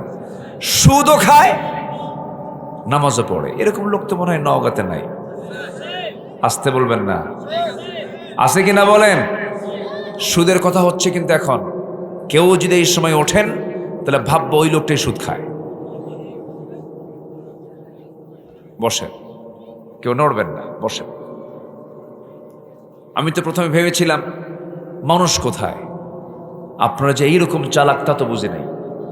একদম সময় মতো হাজির হয়ে গেছেন, বলি আলহামদুলিল্লাহ। তাহলে এই আয়াতে ঈমান আগে না তওবা আগে? ঈমান আগে না তওবা আগে? আবার দেখেন আরেকটা আয়াত আল্লাহ রাব্বুল আলামিন কি বলেন, ফামান ইয়াকফুর বিত-তাগুতি ওয়া ইউমিন বিল্লাহি ফাকাদ ইসতামসাকা বিল উরওয়াতিল গুসকা লা ইনফিসামা লাহা। জোরে বলুন আল্লাহু আকবার। যারা তাগুতকে অস্বীকার করবে, তাগুতের যারা কাফের হবে, এবং এরপরে বলছে যারা ঈমান আনবে, আল্লাহ পাক আগে তাগুতকে বাদ দিতে বলছেন। তাগুত হলো যে নিজে ইসলামকে মানে না, কাউকে মানতেও দেয় না। আর তাগুতের সেই গডফাদার ছিল হলো মিস্টার ফেরাউন। নাম শুনছেন তো সবাই? তাগুতের গডফাদার ছিল সে ফেরাউন। আল্লাহ রাব্বুল আলামিন মুসাকে বললেন, মুসা শোনো, ইযহাব ইলা ফিরআউনা ইন্নাহু তাগা। হে মুসা, তুমি ফেরাউনের কাছে কালিমার দাওয়াত নিয়ে যাও, কারণ সে সীমা লঙ্ঘন করেছে, তাগুতের পথে সে পা বাড়িয়েছে, তাকে তুমি দাওয়াত দাও। আমার বন্ধুগণ, তাগুত হলো যে নিজে মানে না, অন্যকেও মানতে দেয় না, বাধার সৃষ্টি করে, এটাই হলো তাগুত। এই তাগুতকে আগে অস্বীকার করতে হবে, এরপর ঈমান আনতে হবে। আবার এই আয়াতে বলছেন আগে তওবা করতে হবে, এরপর ঈমান আনতে হবে। আপনি গাঁজা খাবেন, আপনি মদ খাবেন, আপনি জেনা করবেন, আপনি সুদের কারবার করবেন, আপনি দুনিয়ার দল করবেন, আপনি যে দলের মধ্যে নামাজ নাই, যে দলের মধ্যে দিনদারিতা নাই, যে দল আল্লাহর আইনের বিরুদ্ধে দুনিয়ার আইনটা পাশ করবে, আপনি এমন দলটা করবেন, আবার নামাজও পড়বেন, আল্লাহ আপনাকে ভণ্ড বলে চিহ্নিত করবেন কিয়ামতের দিন। কি কথা কি বোঝা যায়? কথা বোঝা যায়? এই জন্য ঈমান আগে না তওবা আগে? আল্লাহ পাক এই আয়াতে কি বলেছেন? ঈমান আগে না তওবা আগে? তওবা আগে। আগে ফিরে আসো, ওগুলোকে বাদ দাও। আল্লাহ রাব্বুল আলামিন আরেকটা আয়াতে বলছেন, যারা পারেন ঠোঁট মিলিয়ে বলুন, আমার দেশে সবাই প্রায় প্রত্যেকে অনেকেই জানে এটা বুঝি জায়নামাজে দাঁড়ানোর দোয়া, কিন্তু জায়নামাজে দাঁড়ানোর দোয়া কিন্তু এটা নয়, এটা একটা আয়াত। ইন্নী ওয়াজ্জাহতু ওয়াজহিয়া লিল্লাযী ফাতারাস সামাওয়াতি ওয়াল আরদা হানিফাও ওয়া মা আনা মিনাল মুশরিকিন। আমি চেহারা ঘুরা দিলাম কার দিকে? এবং আমি মুশরিকদের অন্তর্ভুক্ত নই। এই যে হাজিরা হজে যাচ্ছে, গতকাল প্রায় 1000 হাজির একটা সম্মেলন ছিল, সেখানে একটা আলোচনা ছিল। আমি সেখানে বললাম, শোনেন, হজে যাচ্ছেন, তালবিয়া পড়বেন, ওই তালবিয়ার অর্থটা ভালো করে জানবেন, ওই তালবিয়ার অনুকূলে যদি জীবনটা গ্রহণ করতে পারেন, আল্লাহ যদি আপনার হজটা কবুল করেন, নিষ্পাপ মাসুম বাচ্চা যেমন মার পেট থেকে গুনাহমুক্ত হয়ে আসে, যেমন তার চুল পরিমাণ গুনাহ থাকে না, যার হজটা কবুল হয়ে যায় আল্লাহ পাক তাকে নিষ্পাপ মাসুম বাচ্চার মতো কবুল করে নেন। কিন্তু শর্ত হলো, ওই তালবিয়ার মধ্যে কি পড়েছেন আপনি? লব্বাইক আল্লাহুম্মা লব্বাইক, লব্বাইক লা শারীকা লাক লব্বাইক, ইন্নাল হামদা ওয়ান নি'মাতা লাক ওয়াল মুলক লা শারীকা লাক। এখানে কিন্তু বারবার একটা কথাই বলতেছে, বান্দা আল্লাহ আমি তোমার সঙ্গে শরীক স্থাপন করি না কাউকে। কিন্তু এই দুনিয়াতে চলতে নিয়ে কত বান্দা, আমার দেশের সিংহভাগ বান্দাগুলো আল্লাহর আইনের পক্ষে না কথা বলে, দুনিয়ার দল যারা করে, দুনিয়ার আইন যারা প্রতিষ্ঠা করে, তাদের দলে যোগদান করে। আছে না নাই? যারা আল্লাহর বান্দা হয়ে, যারা আল্লাহর আইন না মেনে দুনিয়ার আইনকে বিশ্বাস করে, দুনিয়ার দল বিশ্বাস করে, ওর চাইতে বড় মুশরিক দুনিয়াতে নাই। মনে হয় রাগ করলেন? রাগ করলেন মনে হয়? যদি মনে করেন এটাই রাজনীতি, এটাই আমাদের রাজনীতি, এটাই রাজনীতি। আপনি ভাববেন, নামাজ পড়লাম, রোজা রাখলাম, ঠাকঠুক মেরে মসজিদ মাদ্রাসা বানালাম, দান সাদগা করলাম, এতিমকে দেখলাম, জান্নাত আল্লাহ না দিয়ে আল্লাহ যাবে কই? এটা ভাবতেছেন? অসম্ভব ব্যাপার। আবু জেহেল রাষ্ট্র চালাবে, রাসূল শুধু নামাজ পড়বেন তা হতে পারে না। একটা মুসলিম রাষ্ট্রে কখনো সুদের কারবার চলতে দেওয়া যেতে পারে না, জেনার লাইসেন্স দেওয়া যেতে পারে না, নারী সংস্কারের নামে পতিতার কর্মকে শ্রম বলে চালিয়ে দেওয়া, এই সমস্ত বিধিবিধান, এই সমস্ত সংস্কার প্রস্তাবকে আমরা অবশ্যই দিল থেকে ঘৃণা করি, ঠিক কিনা? সম্মানিত ভাইয়েরা, সম্মানিত বন্ধুগণ, আগে অপকর্মকে নিজের জীবন থেকে মাইনাস করতে হবে, সুদকে হারাম মনে করতে হবে, জেনাকে হারাম মনে করতে হবে, আল্লাহর আইনের বিরুদ্ধে দুনিয়ার আইনকে, এটাকে দিল থেকে ঘৃণা করতে হবে। আপনি সবই জগা খিচুড়ি করবেন, এটা ঈমান আনা হয়নি। ঈমান আপনাকে নতুন করে আনতে হবে, ঠিক কিনা বলেন? নতুন করে ঈমান আনতে হবে। এরকম করে আবু জেহেল রাসূলকে প্রস্তাব দিয়েছিল, মুহাম্মদ শোনো, ঘুম থেকে উঠলি তুমি আমাকে দেখো, আমি তোমাকে দেখি, একই বংশের মানুষ, খামাখা গন্ডগোল করার কি দরকার? আসো মিলেমিশে থাকি, তোমার ধর্ম 6 মাস, আমার ধর্ম 6 মাস, তুমি আমার লাত মানত ওজ্জাকে বৈধতা দিয়ে দাও, আমি তোমার আল্লাহকে বৈধতা দিয়ে দেবো। দেখছেন কথার সাইজ? দেখছেন? দুটো নিয়েই চলি আমরা। আমার রাসূল এই কথা শোনা মাত্রই বলেন, চাচা এ তো চলবে না। কেন? আয়াত নাজিল হয়ে গেছে। আল্লাহু আকবার বলেন। আয়াতটা কি দেখেন, আর সেই আয়াতের আমাদের প্রয়োগগুলো করে নেতাগুলো কোথায় দেখেন। আল্লাহ রাব্বুল আলামিন আয়াত নাজিল করলেন, ওয়ালা আনতুম আবিদুনা মা আ'বুদ ওয়ালা আনা আবিদুম মা আবাদতুম ওয়ালা আনতুম আবিদুনা মা আ'বুদ লাকুম দীনুকুম ওয়ালিয়া দীন। তোমরা যারা গোলামি করো, তোমরা যারা আইন মানো, আমি তার আইন মানি না। তোমরা যারা ইবাদত করো, আমি তার ইবাদত করি না। আমি যারা ইবাদত করি, তোমরা তার ইবাদত করো না। লাকুম দীনুকুম ওয়ালিয়া দীন। তোমার দিন তোমার কাছে, তোমার দল তোমার কাছে, তোমার জীবন বিধান তোমার কাছে, আমার দিন আমার কাছে। এটাকে ব্যাখ্যা করে এখন ভুল ব্যাখ্যা দিয়ে বলে বউ এক ধর্ম মানবে, স্বামী আরেক ধর্ম মানবে। তোমার দিন তোমার কাছে, আমার দিন আমার কাছে। দেখছেন কথার সাইজ দেখছেন? পার্লামেন্টে দাঁড়ায়া বলে একজন এমপি, বলে আমার দেশের এমপি বলে, মাননীয় স্পিকার আমার ছেলে বিয়ে করেছে ভারতের কলকাতার গাঙ্গুলি পরিবারে, মেয়েটা হিন্দু, আমার বৌমা হিন্দু, আমার ছেলে মুসলমান। আমার বৌমা যখন ঢাকায় থাকে তখন সে 5 ওয়াক্ত নামাজ পড়ে, যখন সে কলকাতা যায় তখন সে পূজাও করে। মাননীয় স্পিকার, এটাই তো ধর্মের স্বাধীনতা। স্পিকার কয় রাইট। কি কথা কি বুঝতেছেন? এই ছিল 16 বছর। কার দেশে আর কোনো মহিলা খুঁজে পান নাই আমেরিকা বিয়ে করা লাগে? হ্যাঁ, আপনি আমেরিকা বিয়ে করেছেন, ভালো কথা। 7 সাগর 13 নদী পাড়ি দিয়ে বিয়ে করছেন, ভালো, আপত্তি নাই। ওয়ালা তানকিহুল মুশরিকাত হাত্তা ইউমিননা। কোনো মুশরিকা নারীকে বিয়ে করো না যতক্ষণ না সে ঈমান না এনেছে। বউ যদি হয় অন্য ধর্মের, খ্রিস্টান বা হিন্দু অন্য ধর্মের হয়, স্বামী যদি হয় মুসলমান, দুটো ধর্ম যদি পালন করে, সন্তান কি বৈধ হবে? আস্তে কয়, সন্তান কি বৈধ হবে? সন্তান কি হবে? অবৈধ হবে।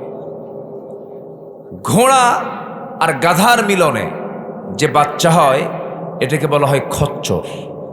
এটাকে কি বলা হয়? খচ্চর। খচ্চরদের কোন নেতৃত্ব বাংলার জমিনে আর আমরা বাস্তবায়ন হতে দেব না। রাজি আছেন কারা কারা? হাত উঁচু করে দেখান মুসলমান। কারা কারা রাজি আছেন? হাত উঁচু করে দেখা দেয়। স্লোগান দেন না একটু।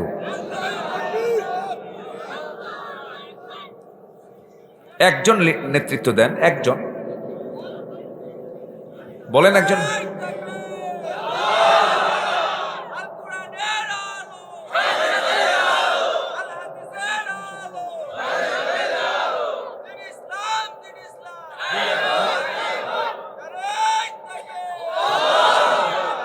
আল্লাহ কবুল করেন, জোরে বলি আমিন। সম্মানিত ভাইয়েরা, রাগ করলেন মনে হয়? আপনারা রাগ করতেছেন? বাস্তব কথাগুলো বলছি, মন খারাপ করা যাবে না। যাদের ব্যক্তিগত জীবনে ইসলাম নাই তারা আমার লিডার হতে পারে না। ইসলাম আছে সে আমার নেতা, ইসলাম নাই সে আমার জুতা, সে আমার কি? ইসলাম আছে আমার নেতা, আমার লিডার। ইসলাম নাই সে নেতা নয়, সে জুতা। মানি না, সোজা কথা। আমি জাহান্নাম যেতে চাই না তো, আমি কোথায় যেতে চাই? কোথায় যেতে চাই? কোথায় যেতে চাই? অতএব আগে ক্লিয়ার হতে হবে, আগে হারাম বাদ দিই। আগে কি বাদ দিতে হবে? হারাম আগে বাদ দিয়ে, হারাম দল, হারাম কাজ, হারাম খাদ্য সব বাদ দিয়ে ইল্লা মান তাবা ওয়া আমানা, তওবা করে ঈমান আনো। আল্লাহু আকবার বলেন। মানে কিছু কিছু লোক আছে কেমন জানেন? প্লাস মাইনাস চিন্তা করে। কি চিন্তা করে? প্লাস মাইনাস চিন্তা করে। ওই চোরের মতো কোরবানির আগের জুমায় খতিব এমন খুতবা দিছে, যদি কেউ কোরবানি দেয়, কোরবানির পশুর গায়ে যত পশম, প্রত্যেকটা পশমে একটা করে নেকি। এই উদ্বুদ্ধকরণ ওয়াজ শুই না, চোরের চিন্তা হলো যেমন করে হোক আমাকে কোরবানি দিতেই হবে। চুরি করে গরু নিয়ে আসছে। কি করে আনছে? চুরি করে। চুরি করে যখন গরু আনছে, ফজরের সময় ফজর হয়ে গেছে, আজান। ইমাম সাহেব ওযু করার জন্য মসজিদের বাইরে বের হয়েছেন, দেখে যে একজন দড়ি নিয়ে একটা গরু, এই সময় গরু নিয়ে আসে, ব্যাপারটা কি? কাইদ এত রাত্রিতে গরু, গরু কোথা থেকে কোথায় নিয়ে যাও? হুজুর দোষ তো আপনার। কেন? আপনি এমন বয়ান করছেন, এই বয়ান শুনে কি আর কুরবানি ছাড়া থাকা যায়? আমি কুরবানি দেবো কেমন? আমার কিছু নাই, টাকা নাই, পয়সা নাই, কি করবো? চুরি করে আনছি। আমি কি তোমাকে চুরি করে আনে কুরবানি দিতে বলছি? তা জানি আপনি বলেন নাই, কিন্তু চিন্তা করলাম একটা গরুর গায়ে কতগুলো পশম থাকে, এতগুলো পশমে একটা একটা করে নাকি অসংখ্য নাকি এক পাল্লায়, আর চুরি করার গুনাহ একটা। প্লাস মাইনাসে মাইনাস, যদি সোয়াব না হয় অন্তত গোশত খাওয়া তো বোনাস। কথা কি বোঝা যায়? এরকম হিসাব কষে জান্নাত পাওয়া যাবে না। জান্নাত পেতে হলে হারামকে আগে হারাম মনে করে বাদ দিতে হবে। সবাইকে রাজি আছেন? সবাইকে রাজি আছেন? আমার কথায় মনে হয় মনক্ষুণ্ণ হচ্ছেন। আজকের কথার মধ্যে আপনি কোনো রস পাবেন না, কিন্তু এই কাজগুলো আমল করলে জান্নাত আমরা পেয়ে যাব। আল্লাহু আকবার। জান্নাতের পথে যেতে হবে। হুজিবাতুল জান্নাহ বিল মাকারিহি, হুজিবাতুন নারু বিশ শাহাওয়াত। জান্নাতটা হলো কষ্ট দিয়ে মুড়ানো, আর জাহান্নামটা হলো আনন্দ উল্লাস দিয়ে দুনিয়ার মুড়ানো। এই দুনিয়াতে যারা বেশি আনন্দ উল্লাস করবে তাদের জন্য জাহান্নাম, এই দুনিয়াটা যাদের জন্য কষ্টের জায়গা হবে তাদের জন্য জান্নাত। এই জন্য আমার বন্ধুগণ, তওবা করে আমরা ঈমান আনবো কার উপরে? বলেন আল্লাহর উপরে। আল্লাহ বলছেন, বান্দা এমন কাজ যদি করতে পারো আমি তোমার সমস্ত গুনাহগুলো আমি আল্লাহ সওয়াব বানায়া দেব। জোরে কোন সুবহানাল্লাহ। আমার ভাইয়েরা, সবচেয়ে বড় পুঁজি হলো ঈমান। ঈমানকে কখনো নষ্ট করে দেওয়া যাবে না, ঈমানকে কখনো প্রশ্নবিদ্ধ করা যাবে না। ঈমানকে সুন্দর করে মজবুত রাখতে হবে, ঈমানকে সুন্দর করে লালন করতে হবে, ঈমানকে শিরিক মুক্ত রাখতে হবে। আল্লাহ রাব্বুল আলামিন সুন্দর করে বলছেন, আল্লাহ রাব্বুল আলামিন বলেন, ওয়াল্লাযীনা আমানু ওয়া লাম ইয়ালবিসু ঈমানাহুম বিযুলমিন উলাইকা লাহুমুল আমনু ওয়া হুম মুহতাদুন। জোরে বলুন আল্লাহু আকবার। ঈমান যারা আনবে, ঈমানকে যারা প্রশ্নবিদ্ধ করবে না, জুলুমের দ্বারা আক্রান্ত করবে না, শিরকের দ্বারা আক্রান্ত করবে, ফ্রেশ যারা রাখবে, যার ঈমানটা ফ্রেশ, আল্লাহ রাব্বুল আলামিন তাকে জান্নাত দিয়ে দিবেন। জোরে কোন সুবহানাল্লাহ। দেহের যেমন ক্যান্সার হয়, ঈমানেরও ক্যান্সার আছে। ঈমানের ক্যান্সার আছে না নাই? ঈমানেরও ক্যান্সার আছে। ঈমানের ক্যান্সারগুলো কি কি?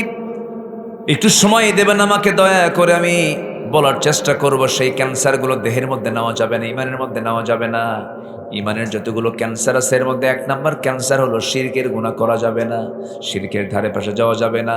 আল্লাহর বিরুদ্ধে কোনো আইন কেউ মানলে সে আইনকে মানা যাবে না। আল্লাহর দল ছাড়া দুনিয়ার কোনো দল করা যাবে না। দল করতে হবে কার? আসতে বলবেন না কার? আল্লাহ রাব্বুল আলামিন সুন্দর করে বলছেন, আলা ইন্না হিজবাল্লাহি হুমুল গালিবুন।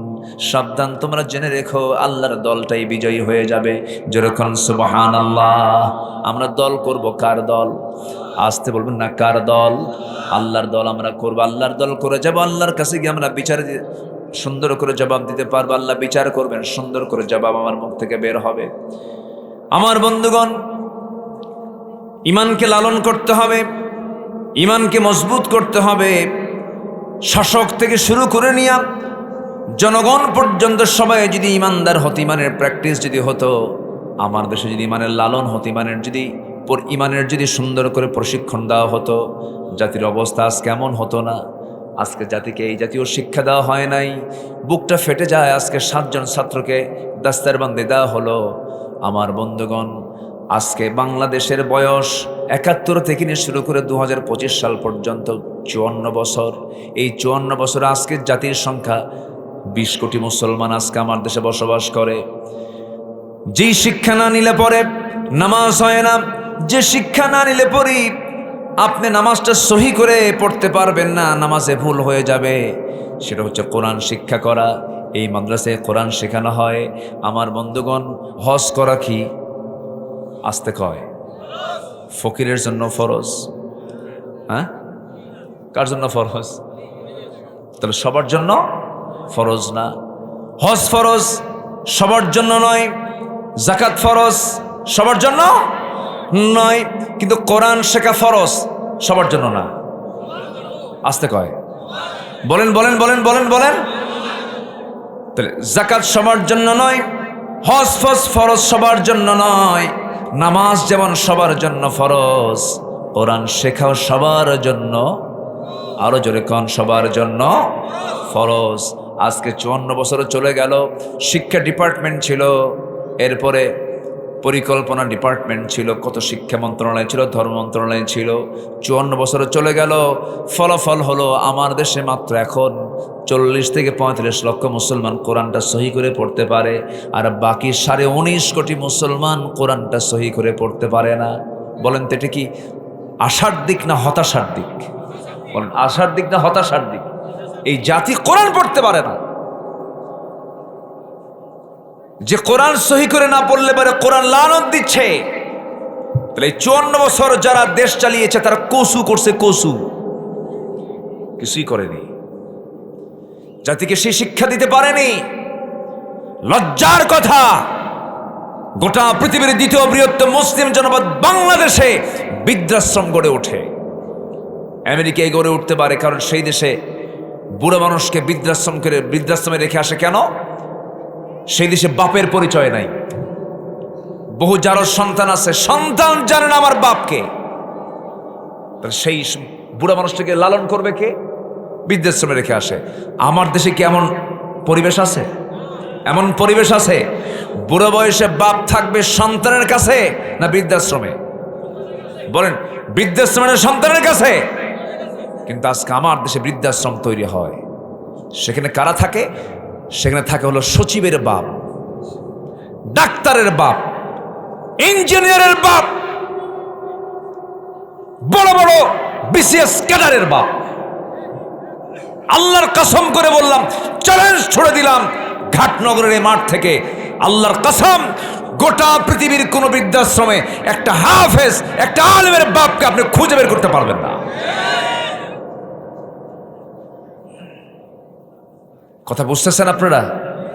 কথা বোঝা যায়? ভুল টুল যা করছে চোখ বন্ধ করে সন্তানের হাতে আগে কোরআন তুলে দেন, তাছাড়া নিজেরই বিপদ হবে, শেষে নিজেই বিপদে পড়বেন, দোয়া করার লোক পাবেন না। ভাড়াটিয়া করে আনতে হবে, ভাড়া ভাড়া। কি করে আনতে হবে? ভাড়া। ভাড়া করে আনে না? বাপ মরে গেছে, নিজে কিছুই পারে না, এই হাফিজে মানুষের যাও তো ভাড়া করে আনো। আপনার দোয়া বাবার জন্য, আপনার সন্তান হয়ে বাবার জন্য যে দোয়া করবেন, ভাড়ার দোয়া কি ওই দোয়া হবে নাকি? ওই দোয়া হবে? নিজের দোয়া নিজেকে করতে হবে। আমার দাদারাই ভালো ছিলেন, দাদারা তার বাপকে অসম্মান করেননি। হয়তো পড়াশোনা একটু কম ছিল, কিন্তু দাদা তার বাপকে বুকের মধ্যে লালন করে যত্ন করেছেন, খেদমত করেছেন। আর আজকের ডাক্তার ইঞ্জিনিয়াররা, আমার এক মুসল্লি ঢাকায়, ওনার 4টা ছেলে, 4 মহাদেশে থাকে, কেউ আমেরিকা, কেউ ইউরোপ, এরকম বিভিন্ন জায়গায় থাকে। বলল, হুজুর 4টা ছেলে, আমার 4টা ছেলে বাইরে থাকে, মাসে মাসে টাকা পাঠায়, আমার কি এটা হয়? আমার মন চাই ওদের কাছে আমি থাকি, ওরা আমার সেবা করুক। আমি মনে মনে বললাম, দোষ তো সন্তানের না, দোষ তো তোমার। আমি তাকে বললাম, তা আপনার জন্য খরচ পাঠায়, আপনি কাজের লোক নেবেন, কাজের মানুষ দিয়ে কি আর সন্তানের খেদমত পাওয়া যায়? এক পর্যায়ে তিনি আবেগ আপ্লুত হয়ে বলেন, আমি সন্তানগুলোকে শিক্ষিত করলাম কেন? আজকে মূর্খ বানালে আমি সন্তানকে কাছে পাইতাম। শেষ জীবনে বাপ বুড়ো হয়ে গেছে, চাকরি আগে না বাবার খেদমত আগে? বলেন, ভালো করে বলবেন, বলেন বলেন বলেন, কি কোনটা আগে বলেন? আমার মা, আমার বাপ যখন আমি ছোট ছিলাম, তখন কি ওনার সব কিছু রেখে কি আমার সেবা করেন নাই? আচ্ছা, সেবা করেন নাই? ম্যানেজ করে বাপ মার সেবা করতে হবে। ইম্মা ইয়াবলুগান্না ইনদাকাল কিবারা আহাদুহুমা আও কিলাহুমা ফালা তাকুল লাহুমা উফ। খারাপ আচরণ করো না, কাছে রাখো। কোলে নাও, আদর করো, শিশুর মতো তাকে দেখতে থাকো। কখনো খারাপ আচরণ করতে পারবে না। যখনই তুমি দেখবে আর দোয়া করবে রব্বির হামহুমা কামা রব্বায়ানি সাগীরা। তাহলে এই শিক্ষাগুলো আছে কোন কিতাবে বলেন? বলেন কোন কিতাবে আছে? কোরআনে আছে। আমার দেশ সবকিছু আমরা দেখে শেষ করেছি। খুব প্রতারণার শিকার হয়েছে জাতি, একবার না বারবার। বলেন একবার না বারবার? বারবার প্রতারণার শিকার হয়েছে। আমরা এগুলো আর দেখতে চাই না। 16 বছর, কেউ 8-9 বছর, কেউ 25 বছর দেশ চালিয়েছে, সব দেখা শেষ। আগামীর দেশ দেখতে চাই আমরা কোরআনের বাংলাদেশ। আগামীর দেশ আমরা দেখতে চাই ইসলামের বাংলাদেশ। আগামীর সরকার আমরা দেখতে চাই নামাজের সরকার, সালাতের সরকার। রাজি আছেন কারা কারা? হাত উঁচু করে দেখান মুসলমান।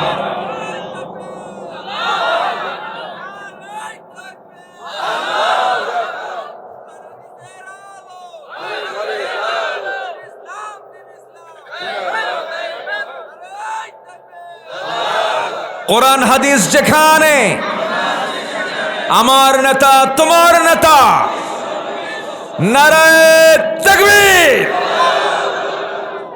আল্লাহ কবুল করুন, জোরে বলি আমিন। আসেন দোয়া করি। দোয়া করব, আলোচনা চালাবো। কারো কোনো সমস্যা নাই তো? এই যে ওই লোকটা উঠলো কেন? ধরেন তো, বসেন বসেন। এত সুন্দর মানুষ আপনারা, আমি খুবই খুশি হয়েছি। বলি আলহামদুলিল্লাহ, আমি খুবই খুশি হয়েছি। একটু বসুন। আজকে যদি আমরা একটা কোরআনওয়ালা শাসক পেতাম, একটা ওমর যদি পেতাম, জানেন দেশটা কোথায় যেত? আজকে দেশটা কোথায় চলে যেত? একজন শাসকের কথা মনে পড়লো আমার। সাইয়েদনা ওমর ফারুকের শাসন আমলে একজন গভর্নর ছিলেন। একজন কি গভর্নর? প্রাদেশিক। যেরকম ভারতের বিভিন্ন জায়গায় রাজ্য আছে, তার রাজ্যের মুখ্যমন্ত্রী আছে। তো প্রাদেশিক গভর্নর হিমস নামক একটা এলাকা, সেটার প্রাদেশিক গভর্নর একজন সাহাবী, সাঈদ বিন আমির রাদিয়াল্লাহু তাআলা। তো এই সাহাবী 1 বছর দায়িত্ব পালন করলেন, জনগণ তার উপরে বিরক্ত। কেন্দ্রীয় সরকার খলিফাতুল মুসলিমিন ওমর ফারুক রাদিয়াল্লাহু আনহুর কাছে গিয়ে বলা হলো, এই গভর্নর চলবে না, ওনাকে উঠায় দিয়ে আরেকটা গভর্নর পাঠায় দেন। কেন? তার বিরুদ্ধে 4টা অভিযোগ। কয়টা অভিযোগ বলেন? 4টা অভিযোগ। 1 নম্বর অভিযোগ হলো প্রত্যেক দিন অফিসে দেরি করে আসে। আসতে হবে 9টায়, আসে হলো 10টায়। নাম্বার 2 হলো সপ্তাহে 1 দিন আসে না, সপ্তাহে 1 দিন আসে না। নাম্বার 3 হলো সন্ধ্যার পরে যখন তার কাছে আমরা যাই কোনো কাজের জন্য, সে ডাকে সাড়া দেয় না। নাম্বার 4 হলো মাঝে মাঝে অফিসে গিয়ে দেখি মরা মানুষের মতো, মৃগী রোগীর মতো অজ্ঞান হয়ে জমিনে পড়ে থাকে। এই সমস্ত মৃগী রোগীর মতো অচল মানুষ দিয়া গভর্নরের দায়িত্ব পালন হবে না। আমিরুল মুমিনিন ওমর ফারুক রাদিয়াল্লাহু আনহু, গভর্নরটা আপনি উঠায় নেন, আমরা এই লোক দিয়ে কাজ করব না। ওমর ফারুক রাদিয়াল্লাহু তাআলা শুনলেন। শোনার সঙ্গে সঙ্গেই তিনি চিঠি পাঠালেন আর বলেন, সাঈদ বিন আমির, তোমার বিরুদ্ধে জনগণ আমার কাছে ক্লেম করেছে, অভিযোগ দিয়েছে, আসো। করলেন কি? যাওয়ার সময় একটা বাঁশ, যেটাকে বাং বলে, ধান যখন নিয়ে আসে জমি থেকে, কিসে করে নিয়ে আসে? বাঙে করে নিয়ে আসে। সামনে ধান, পিছনে ধান থাকে। এই গভর্নরের সামনে কিছু সামান, পিছনে কিছু সামান নিয়ে তিনি মদিনার উদ্দেশ্যে রওনা করলেন। খলিফার সামনে গিয়ে দাঁড়ালেন। সাইয়েদনা ওমর ফারুক বলছেন, হিমসের গভর্নর সাঈদ বিন আমির, আমি তোমাকে দারুণ মহব্বত করি, কিন্তু তোমার বিরুদ্ধে জনগণ যে অভিযোগগুলো দিয়েছে কতটুকু সত্য বলো। সাঈদ বিন আমির বলছেন, আমিরুল মুমিনিন, আপনি যেহেতু অভিযোগের সমস্ত কথাগুলো শুনেছেন, আমাকে একটা একটা করে বলেন। এই 4টা কারণ যখন বলা হলো, তিনি মুস্কান মেরে বলছেন, এই 4টা অভিযোগের সুস্পষ্ট জবাব আমি সাঈদ, আমি আপনাকে এক্ষণে দিয়ে দেব। তারা যে অভিযোগ দিয়েছে, আমি অভিযোগটা খণ্ডন করতে পারবো। সাইয়েদনা ওমর ফারুকের বুকে সাহস চলে আসলো। হারে আমি তো সাইদকে খুব ভালোবাসি, জবাব যদি চলে আসে খুব ভালো কথা। ঠিক আছে, সাইদ নাম্বার 1 হলো, প্রত্যেকদিন অফিসে দেরি করে যাও কেন? তিনি বলছেন আমিরুল মুমিনিন, দেরিতে যাওয়ার কারণ হলো প্রত্যেকটা দিন আমি যখন ঘর থেকে বের হই, আল্লাহ আমাকে অনেকগুলো সন্তান দান করেছেন। আমি গরিব মানুষ, আমার বাড়িতে কোনো কাজের মানুষ নাই, আমার স্ত্রী একা রান্না বান্না কাপড় চোপড় ধোয়া সব কিছু একে মেনটেন করতে পারে না, কাজের মানুষের অভাব। এই জন্য আমার বউটার হেল্পারি করে সমস্ত কিছু ধুয়ে রান্না বান্না করতে আমার একটু দেরি হয়ে যায়, এই জন্য অফিসে আমি আসতে একটু আমার দেরি হয়। ওমরে ফারুকের চোখে পানি চলে আসছে, আরে আমি কাকে সন্দেহ করতেছি? একটা রাষ্ট্রের প্রধান, বাড়িতে কোনো কাজের মানুষ নাই। নাম্বার 2, সপ্তাহে একদিন আপনি আসেন না কেন? সপ্তাহে একদিন অফিসে আপনি কেন যান না? জনগণ আপনার বিরুদ্ধে অভিযোগ দিয়েছে, আপনাকে অফিসে গিয়ে পায় না মানুষ। তিনি বলছেন আমিরুল মুমিনিন, 7 দিনের 6টা দিন যে পাই আমি, 6টা দিন আল্লাহি, আল্লাহর কসম করে বলি, আমিরুল মুমিনিন আমার গায়ে যে জুব্বাটা দেখতেছেন, এই জুব্বা ছাড়া বিকল্প আর একটা জুব্বা আমার নাই। এই একটা জুব্বা পরে আমি 6টা দিন অফিস মেইনটেইন করি, কিন্তু শুক্রবারে যেদিন চলে আসে আপনার বর্ণিত হাদিস, সেদিন সুন্দর পোশাক পরে যেতে হয়, পরিচ্ছন্ন পোশাক পরে জুমার নামাজে শামিল হতে হয়। 6টা দিন একটা কাপড় পরতে পরতে ময়লা হয়ে যায়। শুক্রবারের সকালবেলা আমি ধুইতে যাই, ধুইতে গেলে পরে বিকল্প কোনো জামা না থাকার কারণে আমি কোন জামা পরে যাব, জামা নাই। এই জন্য একটা দিন অফিসে আমি যেতে পারি না, আমার কাপড় চোপড় না থাকার কারণে। ওমরে ফারুককে দেখে অস্থির হয়ে যাচ্ছে, না হয় আমি কার বিরুদ্ধে এই প্রশ্নগুলো শুনলাম। নাম্বার 3 হলো, সন্ধ্যার পর যখন জনগণ তোমার সঙ্গে দেখা করার জন্য বাড়িতে চলে যায়, তুমি ডাকে সাড়া দাও না কেন? তিনি বলেন আমিরুল মুমিনিন, সকাল থেকে সন্ধ্যা পর্যন্ত জনগণকে সর্বোচ্চ সেবা দেওয়ার চেষ্টা করি, কিন্তু আল্লাহ আমার যে আল্লাহ পাক সন্তানগুলো দান করেছেন, তাদের তো কিছু হক আছে, তাদের কিছু অধিকার আছে। সন্ধ্যা যখন হয়ে যায়, সন্তানগুলোকে নিয়ে তালিমে বসে যাই, স্টাডিতে বসে যাই, তাদেরকে দিন শেখাই, ইসলাম শিখাই, কোরআন শিখাই, হাদিস শিখাই। সন্তানদের জন্য সন্ধ্যার পরে টাইমটা বের করেছে, এই জন্য কোনো জবাব দেই না, কারোটাকে সাড়া দেই না।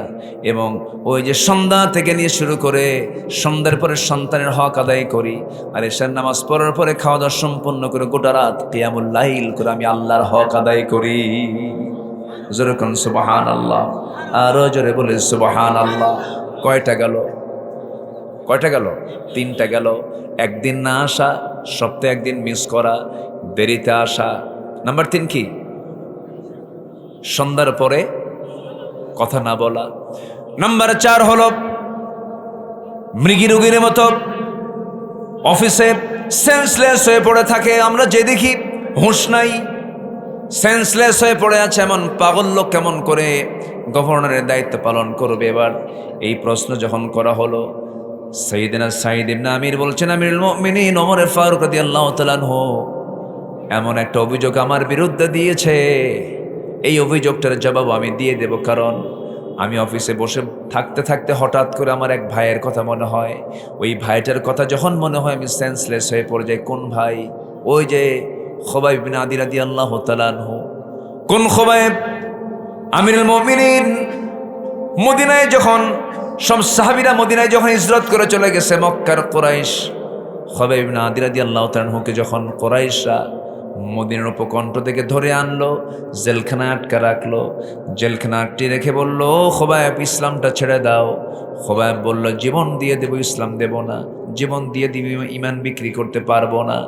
এক পর্যায়ে খুবাইবকে ইসলাম থেকে যখন দূরে না নিতে পারল, দিন থেকে তাকে সরায় নিতে না পারল, সব সিদ্ধান্ত নিল খাবার বন্ধ করে দেবে। খাবারটা বন্ধ করে দিল। খাবার বন্ধ করে দিলে হবে কি? যে বান্দার দায়িত্ব আল্লাহ নিয়ে নেন, এই পৃথিবীর কোনো খাদ্য তাকে বাঁচাতে পারে না, একমাত্র আল্লাহই তাকে বাঁচাতে পারেন। যেরকম সুবহানাল্লাহ। ব্যাখ্যায় আসছি, এই খুবাইব যখন খাবার তার বিরুদ্ধে পাশ করে দিয়েছে, কোনো চুল পরিমাণ কোনো খাবার পানীয় দেওয়া হবে না, সেই দিন থেকে একটা 2 থেকে 3 মাস পর্যন্ত তাকে কোনো খাবার না দিলেও আল্লাহ সরাসরি খুবাইবকে খাবার পাঠায় দিয়েছেন। যেরকম সুবহানাল্লাহ। শেষ রাত যখন হয়ে যেত, আল্লাহর কালাম তেলাওয়াত করতেন, ফেরেশতারা তার সামনে জান্নাতের আঙ্গুরের ছড়াগুলো ঝুলায় রাখতেন। একটা করে আঙ্গুর ছিঁড়ে ছিঁড়ে মুখের মধ্যে দিতেন আর জিকির করতেন, লা ইলাহা ইল্লাল্লাহ, লা ইলাহা ইল্লাল্লাহ, লা ইলাহা ইল্লাল্লাহ, সুবহানাল্লাহ আলহামদুলিল্লাহ, লা ইলাহা, আরো জোরে, লা ইলাহা।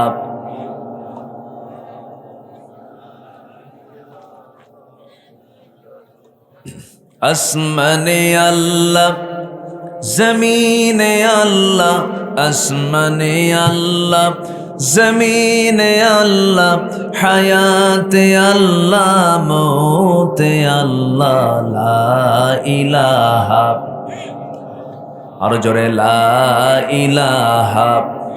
এটা আওয়াজ দিয়ে দিল থেকে, একটু মন থেকে বলেন, লা ইলাহা, আরো জোরে, লা ইলাহা, সুবহানাল্লাহ আলহামদুলিল্লাহ, আল্লাহু আল্লাহ, আল্লাহ আল্লাহ, আল্লাহু আল্লাহ, লা ইলাহা, লা ইলাহা ইল্লাল্লাহ, মুহাম্মাদুর রাসূলুল্লাহ সাল্লাল্লাহু আলাইহি ওয়াসাল্লাম।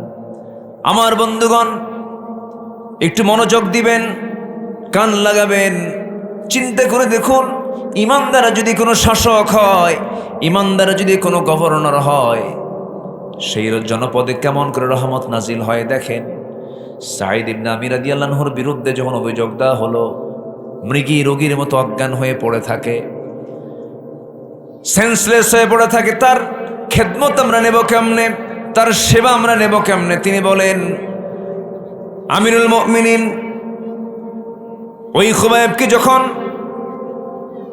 শুলে কাস্টে মারা হবে, খাবার বন্ধ করে দেওয়ার পরে যখন সে মরে না, কুরাইশরা সিদ্ধান্ত নিল তাকে দুনিয়া থেকে বিদায় করে দাও। শুলে কাস্টে চড়ানো হলো। সেই সময় আমি সাঈদ ইসলাম কবুল করি নাই, আমি আমার নিজের চোখে দেখলাম তাকে বাঁধা হলো, 2 হাত বাঁধা হলো, 2 পা বাঁধা হলো, শুলে চড়ায় তাকে বলা হলো, খোবায়েব এখনো সময় আছে, দিনটা ছেড়ে দাও। খোবায়েব অকপটে বলে ফেললো, তোমরা আমার প্রতি জুলুম যত বাড়াবে আমার ঈমান তত মজবুত হয়ে যাবে। তবে ও কুরাইশরা, তোমরা আমার প্রতি কি অবিচার করবে জানি না, তবে আমি আমার নাকের ভিতরে জান্নাতের সুঘ্রাণ পাওয়া শুরু করে দিয়েছি। জোরে বলি সুবহানাল্লাহ, আরো জোরে বলি সুবহানাল্লাহ। জান্নাতের সুঘ্রাণ পাচ্ছি আমি সাঈদ বিন আমির দেখতে পেলাম একজন কাফের গিয়ে আমার সেই সাঈদ বিন আমির, সেই দ্বীনি ভাই, আমার সেই প্রিয় ভাই, আমি সাঈদ বিন আমির দেখতে পেলাম খবাইব বিন আদি কি ওই কাফের মধ্যে একজন কাফের এসে কুরাইশ এসে তার ডান হাতে একটা আঘাত করলো, ডান হাতটা ছিটকে পড়ে গেল, বাম হাতে আঘাত করলো, বাম হাতটাও কেটে পড়ে গেল। একজন কাফের এসে এনে যে তরবারি দিয়া বুক দিয়ে ঢুকায় পিঠ দিয়ে তরবারি বের করে দিল। খোবায়েব চিৎকার মেরে লা ইলাহা ইল্লাল্লাহ বলে দুনিয়া থেকে বিদায় নিয়ে নিলেন। আমার চোখের সামনে এত বড় একটা হত্যাকাণ্ড ঘটে গেল। আমি শিরকিয়াতের কারণে প্রতিবাদ করি নাই, দিন গ্রহণ করি নাই, কিন্তু যেদিন আমি দিন গ্রহণ করেছি আমিরুল মুমিনিন, সেই দিন থেকে নিয়ে আজ পর্যন্ত বারবার ওই আমার সেই খোবায়েবের কথা যখন মনে হয়, সেন্সলেস হয়ে মৃগী রোগীর মতো তখন আমি অজ্ঞান হয়ে জমিনে পড়ে থাকি। ওমরে ফারুক কাঁদতেছেন, সুন্দর করে গভর্নরকে বুকের মধ্যে আলিঙ্গন করে নিয়ে বলছেন, ভাই সাঈদ রে, আমার চিন্তা চেতনায় ভুল ছিল, আমি বিশ্বাস করেছিলাম, আল্লাহি আল্লাহর কসম করে বলি, তুমি আমার চাইতেও আল্লাহর সব চাইতে প্রিয় বান্দা। জোরে করুন সুবহানাল্লাহ। ও সাঈদ বিন আমির, আমি তোমাকে আবার পুনরায় গভর্নর করে তোমাকে আবার হিমসে পাঠায় দিলাম, যাও চলে যাও, গভর্নরের দায়িত্ব পালন করো। ওমরে ফারুক রাদিয়াল্লাহু আনহু একদিন সেই এলাকায় গেলেন, এবার বললেন, শোনো হিমসের অধিবাসী, দেখো তো এই হিমসের মধ্যে সবচেয়ে গরিব লোকগুলো কারা, গরিব লোকের একটা তালিকা দাও, আমার গভর্নমেন্ট থেকে আমার ফান্ড থেকে আমি তাদেরকে কিছু দান করব, তাদেরকে বিশেষ কিছু স্পেশাল তাদেরকে কিছু দিয়ে দেব। একটা গরিবের তালিকা দেওয়া হলো, সেই গরিবের তালিকার মধ্যে 1 নম্বর হলো সাঈদ। 1 নম্বর কে? সাঈদ। শুধু সাঈদ লেখা আছে। তিনি বললেন এই সাঈদটাকে সব জনগণ একসঙ্গে বলে ফেলতে, সাঈদ তো সেই সাঈদ যে সাঈদ হলো আমাদের হিমসের গভর্নর। জোরে বলেন সুবহানাল্লাহ। গরিবের তালিকায় কয় নাম্বার? কয় নাম্বার? 1 নম্বর। শুধুমাত্র এটা শুধু বাস্তবায়ন হয়েছে একটা মাত্র কারণে, শাসক ছিল কিন্তু তারা ছিল সঠিক খাঁটি ইমানদার শাসক, ঠিক কিনা বলে? এই জন্য সবচেয়ে বড় পুঁজি হলো জাতিকে ভালো করার জন্য জাতিকে আল্লাহওয়ালা ইমানদার বানাতে হবে, আল্লাহওয়ালা ইমানদার বানাতে হবে। আল্লাহ কবুল করুন, জোরে বলি আমিন।